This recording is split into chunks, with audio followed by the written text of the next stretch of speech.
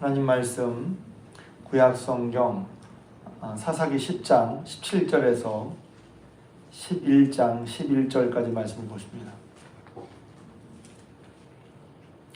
구약 성경 사사기 10장 17절에서 16절부터 볼까요? 10장 16절에서 11장 11절까지. 성경을 이제 읽으면서 그때마다 이제 말씀 통해 깨닫고 생각되는 게 있잖아요. 그런데 이제 성경을 또 읽을 때 이제 그 성경 말씀을 보고 다른 느낌이 듭니다. 그러니까 지난번에 생각이랑 이번 생각이랑 뭐가 다르지?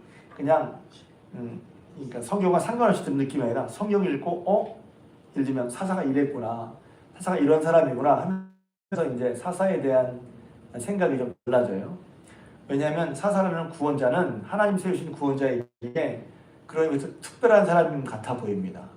그런데 또 보면 사사도 역시 완전한 사람은 아니구나 하는 것을 다시 한번 생각해야 돼요. 근데 예전에 성경을 읽으면 이런 머릿속에 생각이 있던 것 같아요. 하나님께서 세우셔서 큰일을 하시는 분은 완전한 사람이야. 잘못도 없고 흠도 없어. 이런 생각을 한단 말이죠.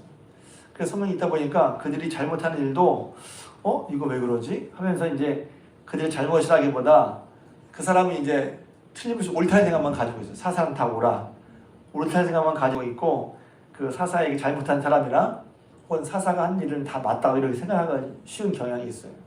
그러면 성경을 읽을 때 잘 해석이 풀이가 안 되죠. 저는 이번에 사사기를 보면서 특별히 그런 것을 많이 느꼈어요.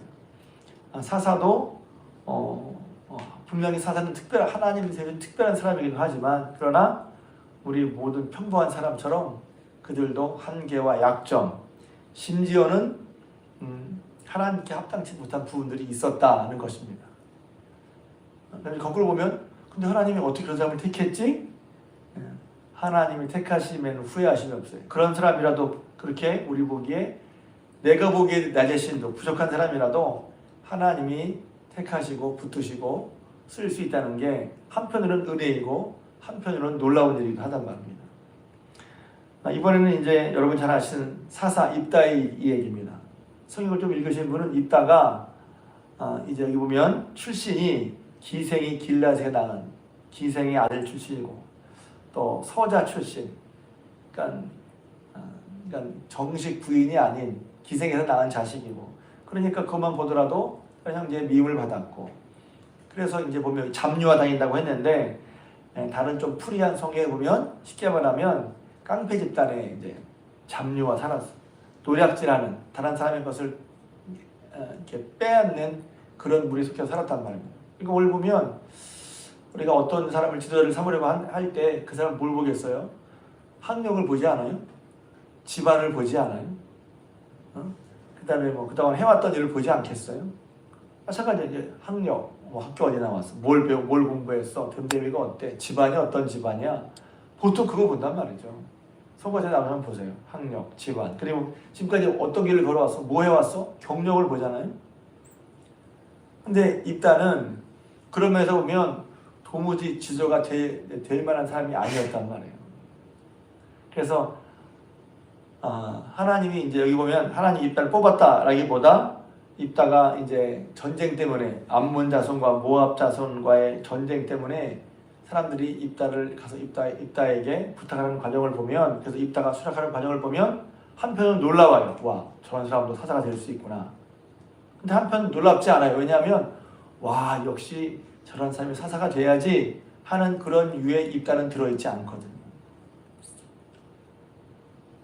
역시 학벌도 좋고 또 집안도 좋고 저런 사람이 돼야 돼 이렇게 여길 만한 그런 사람이 아니었기에 별로 놀랍지도 않고 또 한편으로는 저렇게 도무지 사사가 될 만한 구원자가 우리 생각에 저런 사람이 구원자일까? 할 만한 그런 사람이었는데 하나님께서 그런 우리 보기에는 아닌 것 같은 사람을 택하셔서 하나님의 구원을 이룬다고 할 때 그게 이제 은혜로 보입니다. 16절부터 10장 16절부터 읽은 이유는 이제 어제 우리가 그동안에 이제 다시 사사를 세우기 전에 이스라엘의 모습을 봤다고 그랬죠. 참 회개가 중요하다. 참 회개는 우리가 살았던 삶의 결과 때문에 슬퍼하는 것이 아니라 더 깊은 거, 하나님과 멀어졌기 때문에, 하나님께 죄를 지었기 때문에 슬퍼하는 거. 그러니까 우리의 회개를 한번 봐야 한단 말이에요. 내가 어려우니, 내가 힘드니, 내 사정이 이러니 죄의 결과, 우리의 결과 때문에 회개하기 쉬운데, 그것도 회개가 아니라고는 볼 수 없지만 진정한 회개는 죄 자체를 슬퍼하고 아파하는 것이라고 그랬어요. 죄는 하나님께 어떻게 때는 죄는 별로 중요하지 않고 지금 내가 당한 것만 아프고 힘든 거예요. 이것 때문에 회개한다는 거예요. 그러면 왜냐면 아픈 게 잊어버리면 아픈 게 나으면 아픈 게 잊어버리면 또 다시 그렇게 하기 쉽거든요. 그러니까 회개는 하나님 앞에 죄. 그리고 회개했다는 것은 뭐냐면 그것을 하나님께 합당하지 않았던 것을 버리는 데 있단 말이에요.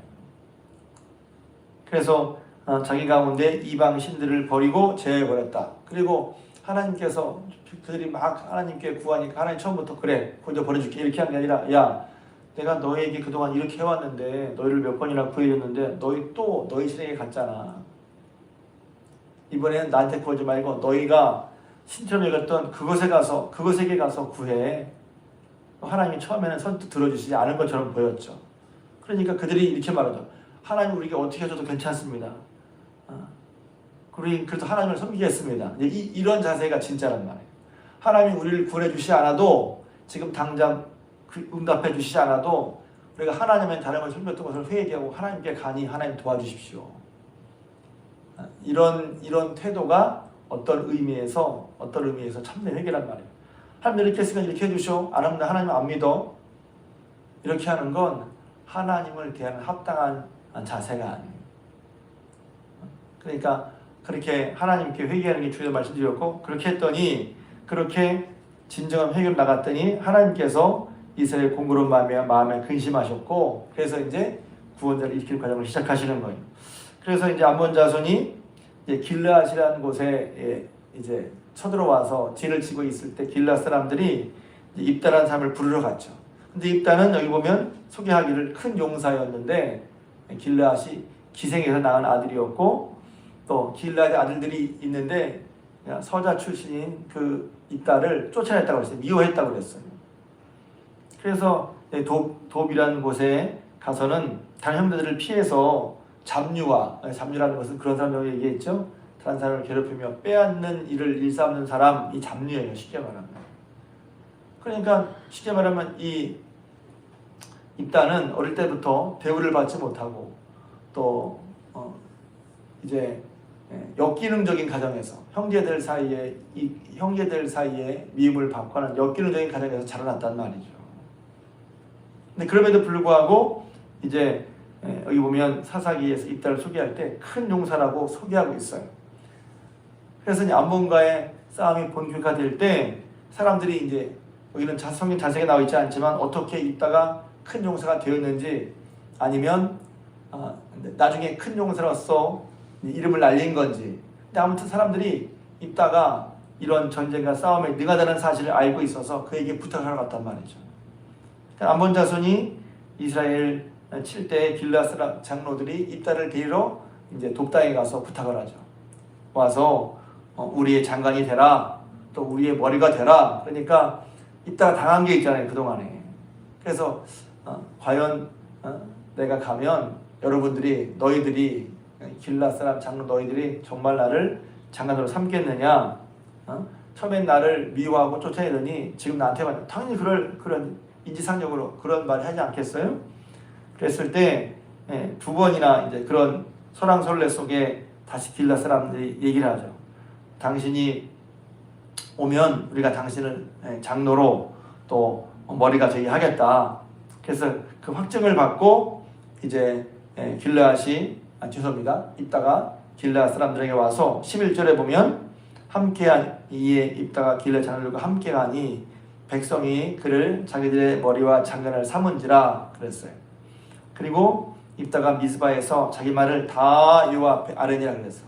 이제 하나님을 의지하는 게 나오죠.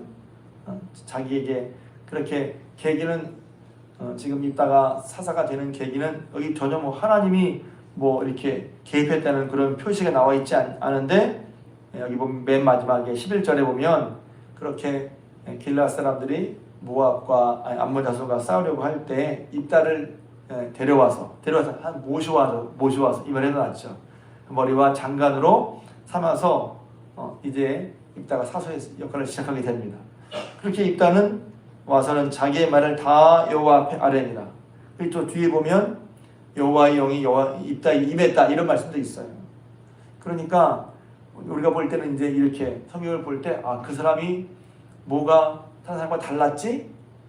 우리는 주로 이렇게 보잖아요. 뭐가 달랐기 때문에 쓰임 받았겠지. 그런 면도 분명히 없진 않아요. 또 한편으로 뭐가 있냐면 그럼에도 불구하고 연약했어요. 허점이 있었어요. 또 나중에 실수하기도 하고 합당치 않은 것도 있었어요. 그렇지만 그럼에도 불구하고 하나님이 그를 쓰셨단 말이에요. 할렐루야. 은혜는 뭐냐면 그래서 우리가 쓰임받는다고 할 때 자칫 우리는 내가 뭘 잘해서 물론 보기에 저 사람이 좀 달랐구나 이런 건 있을 수 있지만 그거보다도 더 중요한 건 하나님의 은혜의 선택이라는 것을 다시 한번 깨닫게 됩니다. 우리 선택에도 그냥 뭐가 다른 사람과 달랐기 때문에 그 선택의 근거를 그 사람이 뭐가 있었기 때문에라고 생각하기 쉬운데 그런 것도 없지는 않죠. 근데 보면 더 중요한 게 있어. 하나님이 택하시네. 하나님이 하시고자 하실 때 그런 연약하고 부족한 사람이지만 하게 하신다는 것을 저희 여러분들이 믿어야 될 줄로 믿습니다. 길르앗과 입다의 얘기를 먼 얘기가 아니라 우리 얘기를 받아와야 돼요. 하나님께서 우리에게 뭘 하라고 할 때 우리는 우리 생각대로 힘도 있어야 되고 경력도 있어야 되고 물론 그거 있으면 좋죠. 그런데 하나님 하라고 하실 때 하나님이 뽑는 우리가 뭘 잘해서가 아니라 하나님이 함께 하신다는 것이 하나님이 구원자를 세우실 때 가장 많이 하시는 말씀이잖아요. 기억하십니까? 모세가 하나님 저는 입술이 말을 잘 못해서 내가 너와 함께 하겠다. 여호수아 뽑은 다음에 내가 너와 함께 하겠다. 우리가 막연히 하나님 나와 함께 해주세요를 막연히 생각하는데 하나님이 함께 하신다는 것이 어떤 것인지 하나님이 함께 하셔서 우리를 도우신다는 게 어떤 것인지를 우리가 다시 한번 맞아 하나님이 함께 하셔서 내 연약함에도 불구하고 부족함에도 불구하고 되게 하시는구나. 그러니 하나님이 우리가 어떤 일을 합시다 하게 될 때 나는 이래서 다 있어요. 성경에 하나님이 함께 하셔서 하게 하는 은혜를 보았으면 우리도 똑같이 성경 말씀을 배웠다면 그 말씀대로 하면 우리들도 하나님 함께 하신다고 하셨을 때 함께 하셔서 뭘 맡기실 때 하라고 하실 때 주님 저 자신도 없고 사실은 이것저것 합당하지 않지만 하나님 함께 하시니 해보겠습니다. 할렐루야. 한번 따라해 볼까요? 하나님이 함께 하시니 해보겠습니다. 혹은 따라하지 마세요. 제가 해보겠으니 하나님 함께 해주십시오. 이게 중요하단 말이죠. 성경은 그렇게 역시 하나님 함께 이렇게 됐어 하면서 그 성경 얘기를 나에게로 가져와야죠. 이것도 좀 거리가 있는 것 같아요. 성경 그렇게 알고서 우리가 그렇게 안 한다면 혹은 우리는 그렇게 할 생각을 안 한다면 성령을 받은 게 아니잖아요. 그런 부분이 어려운 것 같아요. 제가 설교를 하지만 성도들 말씀하시면서 다 아멘, 하나님 함께 하셔야 되는구나 아멘 했단 말이에요. 그러면 그게 내일로 가져오고 그러니까 이제 내일로 가져왔을 때 이게 받기 어려웠을 수 있구나. 그런데 그 사람은 받았네. 성경에서 모세가 그렇게 했구나. 우리는 모세가 그렇게 애굽의 학술과 학술을 배워 말과 일에 능한 사람이었다고 분명히 성경이 말하고 있는데 그래서 왜 못한다고 그러지? 왜 나는 못한다고 그러지? 내 말을 안 들을 거라고 그러지? 우리도 비슷하단 말이에요. 왜 모세 왜 그랬어? 라고 하지만 그런데 우리도 정작 우리의 무슨 일 맡기면 우리도 못합니다. 안 합니다. 안 된 이유만 찾아. 나이가 많아서 안 됩니다. 말을 못해서 안 됩니다. 바빠서 안 됩니다. 능력이 없어서 안 됩니다. 그러니까 그런 걸 보면 왜 저래 싶다가도 정작 우리도 나에게도 그와 같은 모습이 있을 수 있다는 겁니다. 그럼 어떻게? 하나님이 함께 하셔서 도와주십시오. 제가 해볼 테니 하나님 함께 해주십시오. 혹은 하나님 함께 하시니 해보겠습니다. 이렇게 해나갈 때 거기에 있는 것처럼 믿음의 역사가 나타난단 말이에요. 저도 그렇고 여러분들도 우리 성도들이 이런 믿음의 역사를 경험하시길 주님의 이름으로 축복합니다. 정말 하나님 함께해서 이렇게 되는구나. 그 감격. 와, 성경의 일이 나에게도 이루어져요. 하나님 말씀이 내게도 이루어져요. 이미 안 이루어지는 게 없잖아요. 그렇지만 내게도 이루어지는 거. 그래서 제가 지난 주일 오후 예배 때 예수님께서 공생애기 시작하기 전에 이사야를 딱 펴놓고 이사야에서 61장을 읽으신 다음에 이렇게 말씀하셨어요. 오늘 이 말씀이 너희 귀에 응하였다. 이 말씀이 너희 귀에, 너희 눈앞에 이루어졌다는 거예요. 하나님 말씀이 내게 이루어지는 거. 하나님 말씀은 공에 떠서 멀리 떠다니면서 그냥 그런 얘기야 듣는 얘기가 아니라 그 속에 있는 하나님의 말씀, 하나님의 역사하심이 저와 여러분 가운데 일어난다고 믿어야, 물론 믿고 계시겠지만 그것이 실현되는 것을 믿어야 우리 마음에 믿음의 담대함이 생기잖아요. 얘기는 그래, 성경에는 그래, 근데 나는 안 그래. 그게 믿음이 아니잖아요. 성경에도 그러니, 그렇지, 나에게도. 성경을 왜 배우고 있습니까? 그냥 지식으로? 하나님께서 성경에 있는 그런 식으로 일하시고 역사하셨어. 그럼 지금도 하나님께서 그렇게 일하셔서 역사하시는 것을 우리가 믿잖아요. 믿는다면 그 일이 내게도 벌어지는 걸 믿고 나도 비록 부족하지만 연약하지만 하나님의 말씀이 나를 통해서 이루어진다는 것을 믿고 그럴 때 하나님 말씀 역사가 저에게도 여러분에게도 우리 주함께 성도들 모두에게도 있을 줄로 믿습니다. 그러니 다시 한번 이따를 세움을 가지고 저희 여러분들이 이따가 이렇게 부족한 사람이었지만 정말 이런 사람이 일꾼이 될 만해? 할 정도의 사람이었지만 하나님께서 사람이란 말은 맨 뒤에 나오지만 그런 사람을 들어 쓰시기도 하는구나.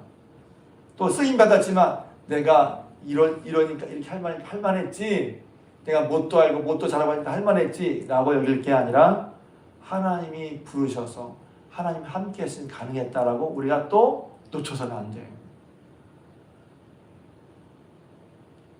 그러니 다시 한번 하나님께서 크게 보면 하나님께서 이스라엘 백성의 온전한 회개를 들으시고 구원해 주신 것, 구원을 시작하셨고 또 한편으로는 그런 구원의 역사를 일으킬 때 하나님이 사람을 부르시는데 그 사람을 선택하는 것은 놀랍게도 혹은 또 우리 생각에 저런 사람이 하는 사람도 사람을 뽑은 것처럼 보였다. 근데 중요한 것은 하나님이 그와 함께 하시는 것이다.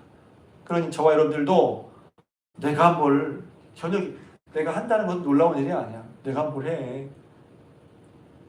그렇게 생각하지 말고 하나님이 함께 하시면 제가 해보겠습니다. 제가 해볼 테니 하나님 함께 해주십시오. 그런 하나님의 부르심에 또 뭘 한다고 하니까 저 사람 시켜 저 사람 시켜 나는 아니야. 가끔 이제 이런 게 보여요. 나는 못하고 저 사람이 해야 돼. 왜 그렇게 말을 할까? 부족해서 그럴 수도 있죠. 정말 부족해서. 그런데 혹시 하나님의 역사가 나에게는 안 일어나고 그 사람에게는 일어난다고 그렇게 보면 그건 좀 아닌 거잖아요. 그러니 다시 한번 하나님의 구원을 일으키시고 구원자를 일으키시고 또 구원자인 사람은 내가 비록 부족할지라도 하나님이 이끄시면 하나님 함께 하시면 한다. 하나님 함께 하심에 대해서 내가 좀 능력이 있어 내가 좀 잘해서 그런 면도 없지 않겠으나 하나님이 함께 하셔서 살게 하신다는 것을 기억하고 함께 하신 하나님을 믿고 신뢰한다는 것은 그분 말씀에 따라 일어서는 걸 말하는 거예요. 신뢰한다는 게 믿습니다. 말씀에 따라 그럼 일어서야지. 말씀에 따라 해봐야죠. 저도 여러분들 그렇고 저와 여러분들의 신앙이 그렇게 우리에게 무언가를 일으키는 그런 믿음으로 살아가시기를 주님의 이름으로 축복합니다.